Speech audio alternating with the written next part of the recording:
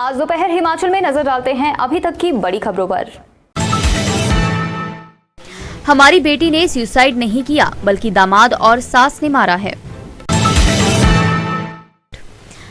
अपने हक को ट्रक ऑपरेटर्स ने आवाज की बुलंद। एचआरटीसी ने यात्रियों की डिमांड पर शुरू की स्पेशल बसें। सहकारी सभाओं से जुड़े सदस्यों का डाटा अब ऑनलाइन। अब खबरें विस्तार से।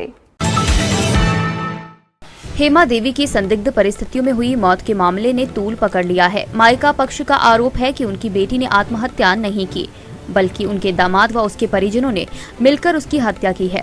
आरोपी पति को पुलिस ने न्यायालय में पेश किया, जहां से उसे 3 दिन का पुलिस रिमांड मिला है। जिला बिलासपुर के घुमारवी शहर के साथ लगते गांव पट्टा में एक विवाहिता की घर पर फंदे पर झूलती हुई संदिग्ध परिस्थितियों में लाश मिली। उधर इस घटना का पता चलते ही पुलिस भी मौके पर पहुंच गई। जैसे ही 24 वर्षीय विवाहिता हेमा के माता पिता व परिवार के अन्य सदस्यों के इस बात का पता चला तो वह तुरंत घुमारवी पहुंचे। बताया जा रहा है 6 माह पहले आशीष का विवाह स्वाहन की हेमा के साथ हुआ था। पुलिस में दर्ज शिकायत में विवाहिता के पिता भाग सिंह निवासी भुबाई ने आरोप लगाया है आशीष व उसकी सास रोशनी देवी उसके साथ मारपीट व उसे दहेज के लिए प्रताड़ित करते थे। यह बात उसने मोबाइल फोन पर अपने भाई शिव कुमार को भी बताई थी व उसे ले जाने की बात कही थी। इस मामले के संदर्भ में पुलिस प्रवक्ता हेडक्वार्टर बिलासपुर डीएसपी मदन ने पुष्टि की है। अगर मेरे बच्चे ने सुसाइड किया होता तो उसने वो बिना अंत कुंडा नहीं खोलना था। सबसे बड़ी वही प्रूफ है हमारे पास। क्यों खोला उन्होंने कुंडा? पुलिस को बुलाते पुलिस भी हकदार नहीं थी हमारे से बिना, है ना।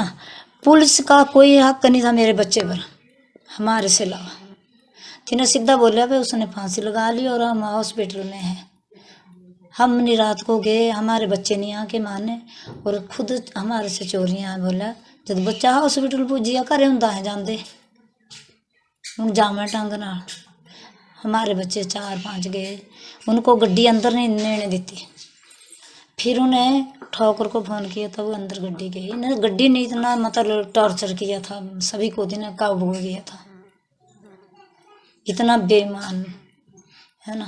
गल्ला पर तू तेने ये बोलना मैं बस सड़ गए जितना तेरे माँ ने क्या दिया है ना। जे पढ़ाई थी ताकि जुल्म करते पढ़ाई कि दुए ससु सहुरा जो भी गहने पाए मिंजो भी गहने पाया है ना। तेरे माँ बूढ़े ने पढ़ाए थे जुल्म करते, तेरे माँ बूढ़े ने पढ़ाए थे जुल्म करते। है पैसा जी मतलब मेरे बच्चे के पास है ना।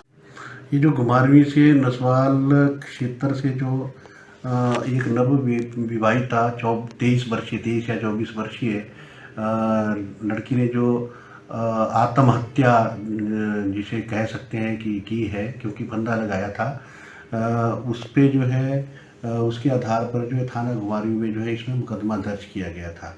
जो मृतका है इसका जो मायका है वो बुआई है। ये जो स्वान जो थाना स्वारघाट क्षेत्र में पड़ता है, जिसमें जो है जो मृतका की जो माता पिता और कुछ और रिश्तेदार जो है पिछले कल यहाँ पर घुमारवी क्षेत्र में, जहाँ पर इसका मृतका का जो पोस्टमार्टम जब करवाया जा रहा था तो आए थे और वो भी इसमें जो है अंतिम संस्कार में शामिल हुए हैं। और उनके जो बयान थे उसके जो अभियोग जो पंजीकृत किया गया है ये मृतका के माता के बयान के आधार पर ही किया गया है और आगे जो गिरफ्तारी हुई है वो भी इसमें इसी तफ्तीश के आधार पर की गई। हिमाचल पंजाब सीमा पर Kiratpur Sahib truck operators cooperative transport society के साथ जुड़े 826 के करीब ट्रक ऑपरेटरों द्वारा सोसाइटी के काम एवं अपने अधिकारों के लिए पिछले 5 महीनों से शांतिपूर्ण संघर्ष किया जा रहा है। वहीं गत 11 अक्टूबर से समिति द्वारा करीबी गांव मोडा में पक्का मोर्चा भी लगाया गया है। गत 4 नवंबर को ट्रांसपोर्ट समिति ने जिला प्रशासन को 15 नवंबर को हिमाचल प्रदेश की ओवरलोड गाड़ियों का घेराव करने का अल्टीमेटम दिया था, लेकिन प्रशासन द्वारा जल्दी ही समस्या का समाधान करवाने का आश्वासन देने पर आज ट्रांसपोर्ट सोसाइटी के कार्यवाहक अध्यक्ष बलबीर सिंह शाहपुर के नेतृत्व में समिति के साथ जुड़े ट्रक ऑपरेटर्स द्वारा बड़ी संख्या में क्षेत्रवासियों के सहयोग से एक विशाल शांतिपूर्ण धरना प्रदर्शन किया गया। जिसे स्थानीय लोगों के साथ साथ विभिन्न राजनीतिक पार्टियों के प्रतिनिधियों व अलग अलग ट्रक यूनियन के अध्यक्षों एवं विभिन्न जत्थेबंदियों के साथ साथ क्षेत्र के गणमान्यों का भरपूर समर्थन मिला। हिमाचल पथ परिवहन निगम हमीरपुर ने यात्रियों की डिमांड पर स्पेशल बसें चलाना शुरू कर दी हैं। बुधवार को दिन भर 3 स्पेशल बसें चंडीगढ़ रूटों पर भेजी गई हैं ताकि दिवाली मनाकर वापस लौट रहे यात्रियों को किसी तरह की असुविधा ना झेलनी पड़े। निगम की दिल्ली व चंडीगढ़ रूट की रूटीन की सभी बसें बुधवार को भी एडवांस बुकिंग के चलते फुल चल रही हैं। ऐसे में दिल्ली चंडीगढ़ के यात्रियों को स्पेशल बसों में ही सीटें मिल पाएंगी। निगम रविवार तक यात्रियों की डिमांड पर स्पेशल बसें चलाएगा। यात्रियों से स्पेशल बसों में सामान्य किराए से 20% अतिरिक्त किराया वसूला जा रहा है, क्योंकि निगम की दिल्ली चंडीगढ़ रूट की रूटीन की सभी बसें पहले से ही फुल हैं। इसमें यात्रियों को चाहकर भी सीटें नहीं मिल रही हैं। ऐसे में यात्रियों को हमीरपुर अड्डा के बुकिंग काउंटर पर स्पेशल बस की डिमांड देनी होगी। उसके मुताबिक ही बसें रूट पर चलाई जाएंगी। स्पेशल बसों की ऑनलाइन बुकिंग नहीं होगी। इसमें यात्रियों को ऑफलाइन ही सीटें बुक करवानी होंगी। स्पेशल बसों को हमीरपुर से वया बघेड़, 4 लेन और ऊना होकर दोनों तरफ से भेजा जा रहा है ताकि यात्रियों को किसी तरह की असुविधा का सामना न करना पड़े। बसेज हैं वो लगभग सारी फुल है, क्योंकि पिछले कुछ समय में HRTC ने ऑनलाइन बुकिंग की सुविधा शुरू की थी, जिसके कारण लोगों को काफ़ी इसकी सुविधा भी और इसका अच्छा रिस्पांस भी आया। उस कारण जो है हमारी ऑनलाइन तो सभी लगभग 19 तारीख तक सारी गाड़ियां बुक हैं।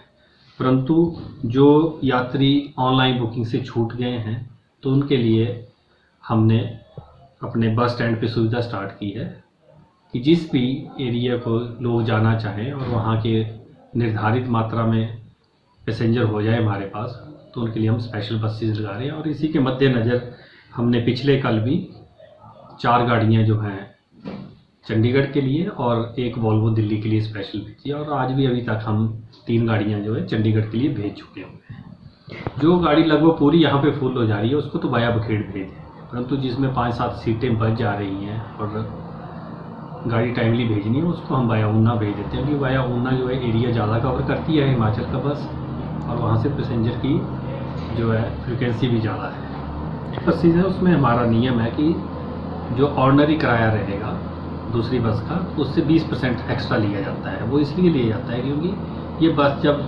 वापस आती है सवारियाँ छोड़ के तो खाली आती है, तो जस्ट एक डीजल की कॉस्ट थोड़ी सी पूरी हो जाए तो उसके लिए मार्जिनल मनी रखी हुई है। ऑनलाइन भी रखा हुआ था पर वो ऑनलाइन वाली भी हमारी सारी फुल हो गई हैं, तो अब ऑफलाइन से जो है बस स्टैंड के ऊपर हमीरपुर के ऊपर हम ये फैसिलिटी दे रहे हैं। नदौन से भी दे रहे हैं ये फैसिलिटी हमने नदौन से भी आज होशियारपुर के लिए 2 बसेज भेजी हैं।